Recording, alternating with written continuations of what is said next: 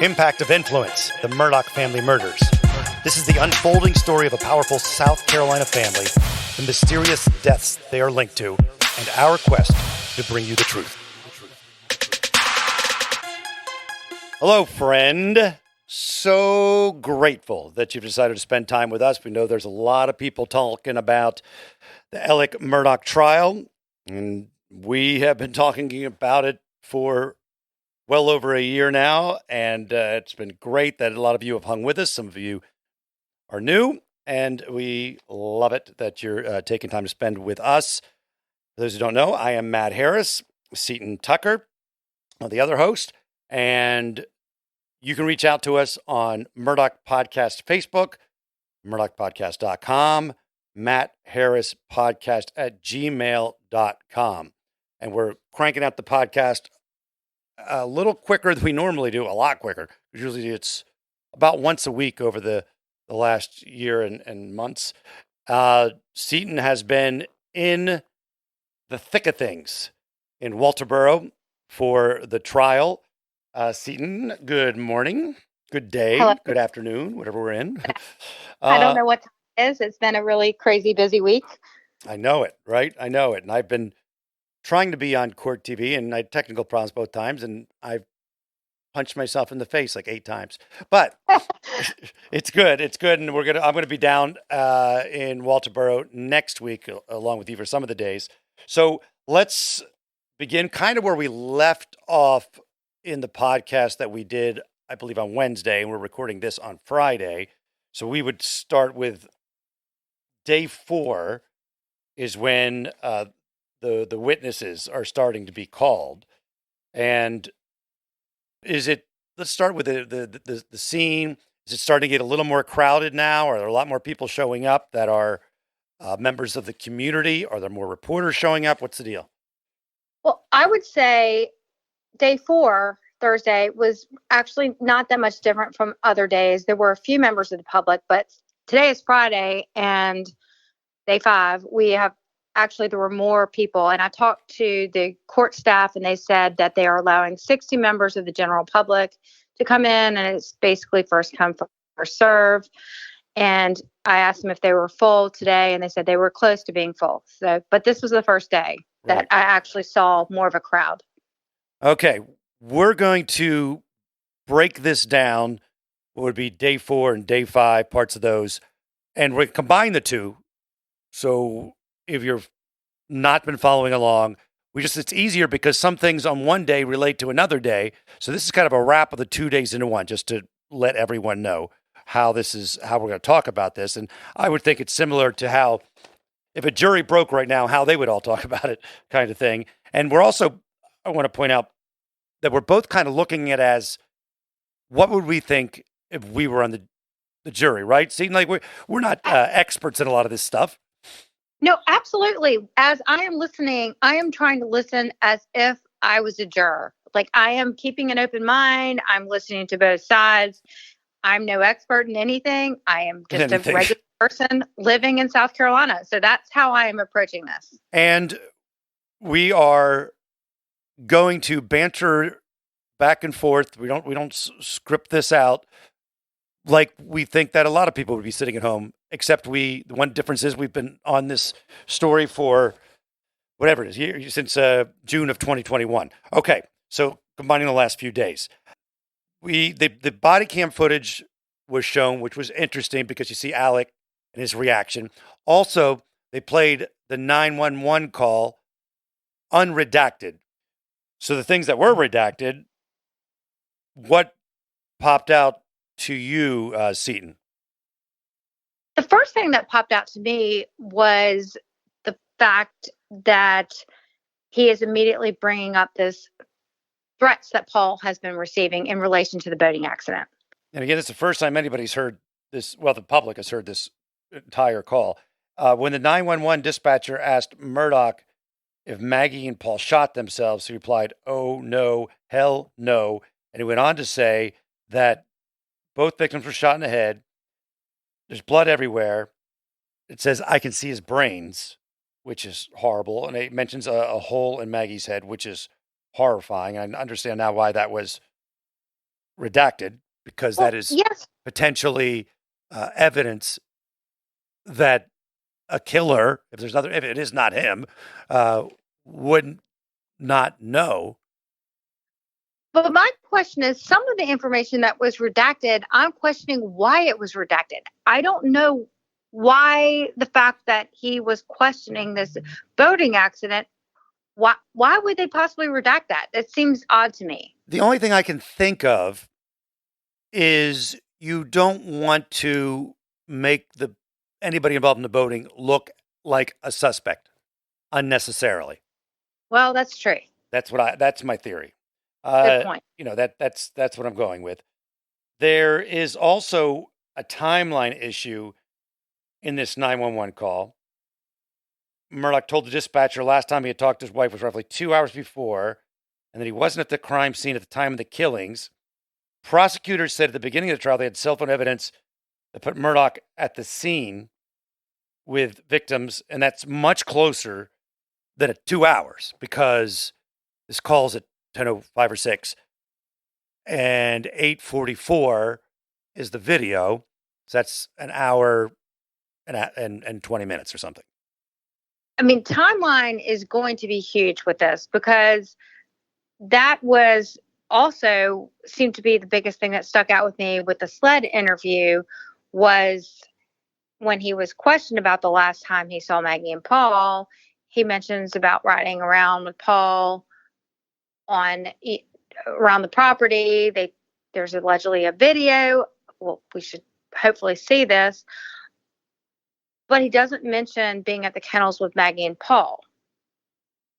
And yet we know he was at 8:44 because of the video that's coming out.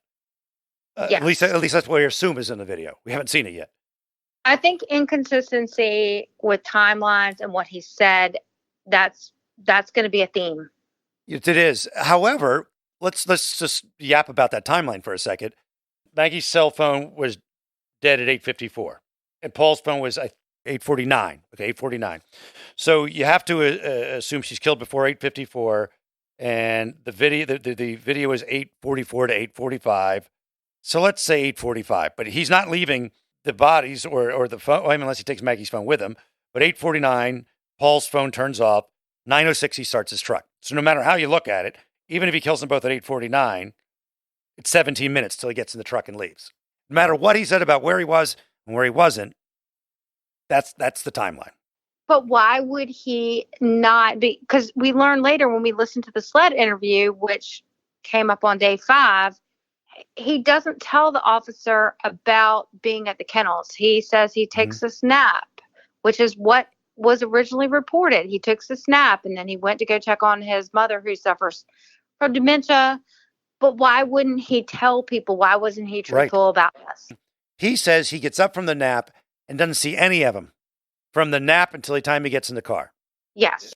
Possibly he was in shock. I don't know, but it's an issue. I think as a mind of a juror, I'd be like, wait a second. Why wouldn't you say that you were at the kennels with your wife and son? Why would you say you took the snap and then immediately woke up and went to go check on your mother? If you want to dig even deeper into it, he says he took the nap, he called them, he couldn't find them, didn't know where they were. But when he comes home that night at 10:04 or 5, he says they weren't there. So the first thing I thought, they must be over at the dog kennels. Well, it's not that far away. If you wanted to get a hold of them when you got up from your nap, you go to the dog kennels. It's only a stone's throw away. But it seems like they would actually take a vehicle over to... Yeah, it does seem weird. To the kennels. I mean, I don't think they typically walk there. I think they would take a vehicle to that area. Well, they were saying they did it or thought they would do it, one of the officers, because of the rain, that they wouldn't take a nice stroll through the rain. Okay. Another, what we're sticking with a problem for Alec is the fact that he tells the 911 operator he checked for the pulse. He tells the officers to show up as well. Yet it's a very, very bloody scene, and there doesn't appear to be much blood on Alec. And he actually he told the officers that he attempted to roll Paul over to see, I guess, to check for a pulse, and his arms were His body was face down. I guess his arms were under him. And when I was on Court TV with Vinny Politan, he was talking about a story or a case that he had when he was a prosecutor in New York, and there was a rabbi that somebody was murdered, family member, and he won this case. He thinks mainly because there was no blood on the rabbi. The rabbi said he tried to help him, there was no blood, and that the jury really ate that up. Interesting note by buddy Vinny.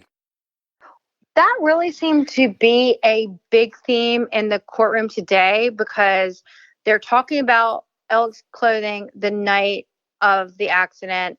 The officers described it as clean. They don't see any evidence of blood. And they're both kind of taking it in different ways. The prosecution is saying he clearly changed. He clearly cleaned up. The defense is saying, well, he doesn't look like someone who just shot his son in the head at close proximity. There's that.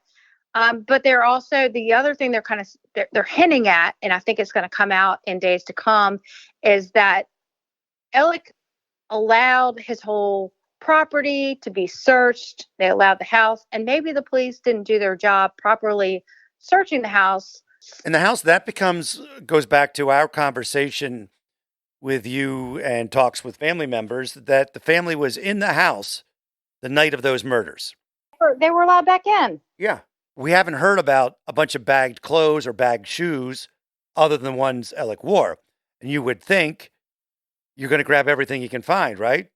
Definitely. And we are hearing now in this video where Paul and Alec were riding around the property, Alec is not wearing the same clothes that he is pictured in the dash cam videos, this white t-shirt and these greenish khaki shorts.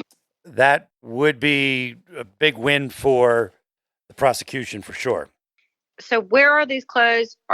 We just don't know yet. Are they out there? Were they collected, or were they never searched for? As just a person of the general population, I'm listening to all this, but I'm also thinking the defense's job is to pick apart every single little thing that the prosecution is doing. Like, for example, they are talking about maybe they're not wearing foot coverings while they're walking around the crime scene. But we hear from a SLED officer today that says an outdoor crime scene, you don't typically put foot protection on.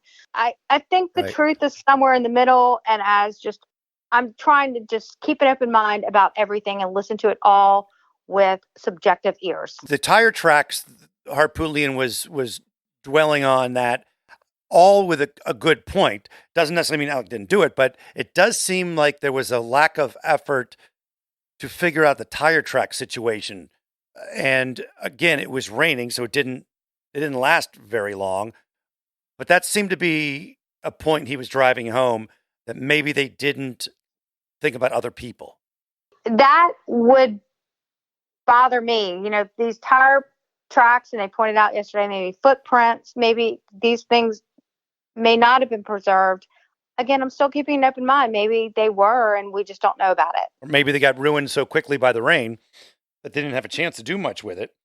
The other thing we want to talk about, because it was talked about so much, the general vibe, the prosecution saying that, or trying to show that Alec was not acting as we would think someone who has just come upon their mother and son murder. His actions and what he said didn't jibe.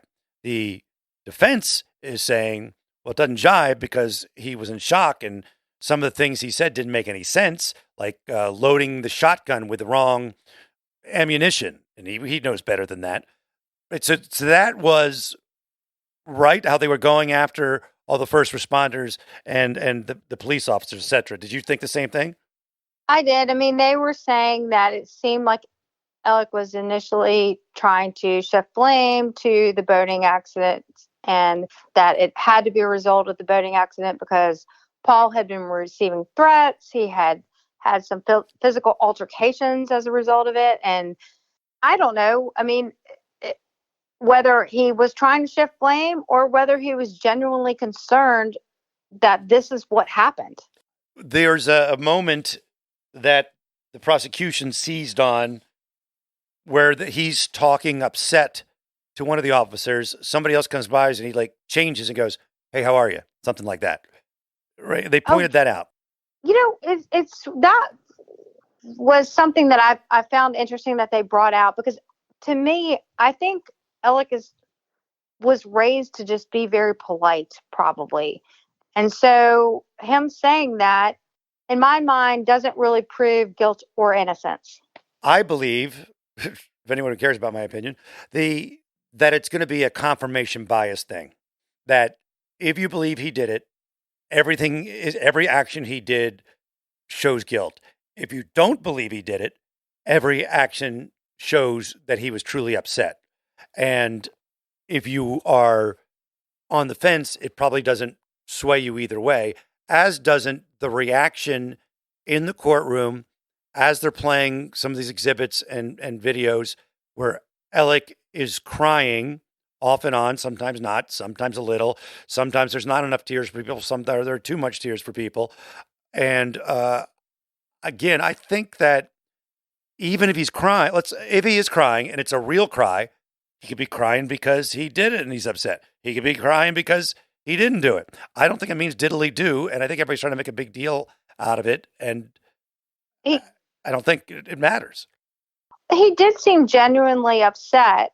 When I watched from behind, since I was in the courtroom, you couldn't really see him, but I did watch back some of the court TV stuff, and there were actually real tears. And again, you don't know why the real tears were happening.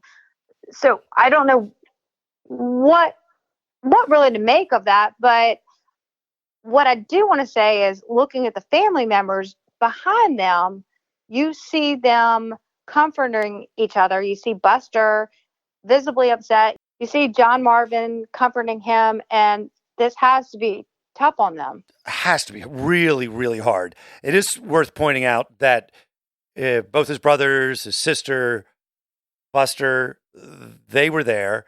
We have to clear something up that Snyder said misspoke on one of our previous episodes, Seton, that we had talked about.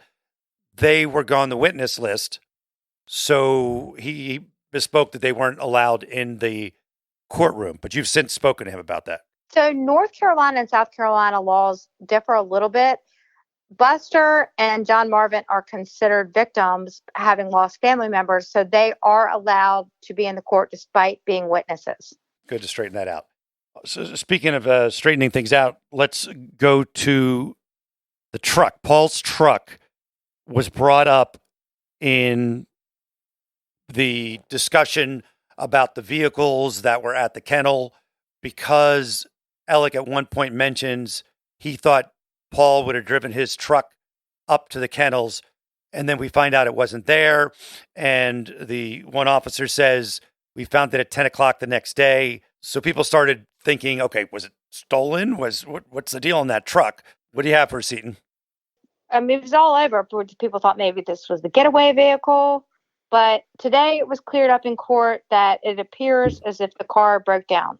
So that seems to be not a point of contention. And we knew from you talking to John Marvin that Paul was driving John Marvin's truck that night. Yes.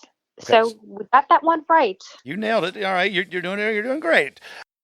Okay. So we go to the Friday testimony and we find out that this is, I think it's pretty big. The investigator, who is Laura Rutland, the CCSO crime scene investigator, was on the stand for a long time on Friday. And I thought a pretty big thing was the hair that was found. Explain, Seton. It just said that they didn't really go into detail, but they just said that there was brown hairs found in Maggie's hand. I thought that was really interesting. I hope we find out more information about this before they tested, because if you have hairs in your hand, that to me indicates that there could potentially have been some sort of struggle. There should be more about that coming up, you would think, right? Yeah. The investigator just said that she did not believe that did not indicate a struggle. But okay. I was unclear about why she didn't think that. again, like to hear more about this brown hair found in Maggie's hand. Seton, long week for us all.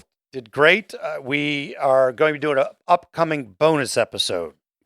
We are going to be talking about some of the upcoming witnesses. So that is to come. Also want to give a shout out to a few people who actually came up and spoke to me in Walterboro this week. One man came up to me, and I've never had anybody recognize me. And he said, "Hey, are you Seton Tucker? Great work." And I just because I just had never been recognized, I kind of just said, "Oh, thank you," and just walked away quickly because I was embarrassed. I'm actually kind of shy. Most people don't know that about me. Well, wait a second. Was that guy from Australia by any chance? He was not from Australia. I'm referring to a couple of Australians who have written us about how much they love Seton and that her husband Len is a lucky bloke. So he was very nice and just came up and said he really liked the work we were doing. And also this week, Jenny and Kinley came up to me and they spoke to me too. So that was really nice. I was like, great. I always get shocked when I hear about anybody listening to us. Yeah, I understand. We always say we're just so grateful that this has worked out like it has and that you're enjoying it. I do want to straighten another thing out. Dr. Dupree even told me that she misspoke when she did this, and I had multiple emails to mattharrispodcast@gmail.com, and one of them was from Phil. He says, sorry to y'all about the ammunition that goes into the shotgun. It's called a shell, not a bullet. He also says, also don't know why Dr. Dupree would say it's not recommended to use two shells with different shot size in the same gun. It's not a safety hazard because the shells are the same size. They just have different size BBs or shot inside them, and the gun doesn't know a difference. Then I got a couple other emails about, remember she was talking about how it was birdshot and buckshot? Well, apparently in self-defense, for home self-defense, you will use two different ones. One to like slow the person down and the other one to finish them off, if you will. And so it's not that unusual. We have received so many comments, probably more than anything about that subject. But if anyone has watched the Dave Chappelle special, he talks about this very thing. Birdshot, buckshot. You sent me this. Was this on our Facebook page or an email I'm about to read? That was a message that was sent through our Facebook page. It says, hi, I've listened to every episode of y'all's podcast and truly enjoy it. I found it bothersome in the past when it's been suggested that your podcast, quote, sides with Alec. But tonight's really did feel that way to me, which was disappointing.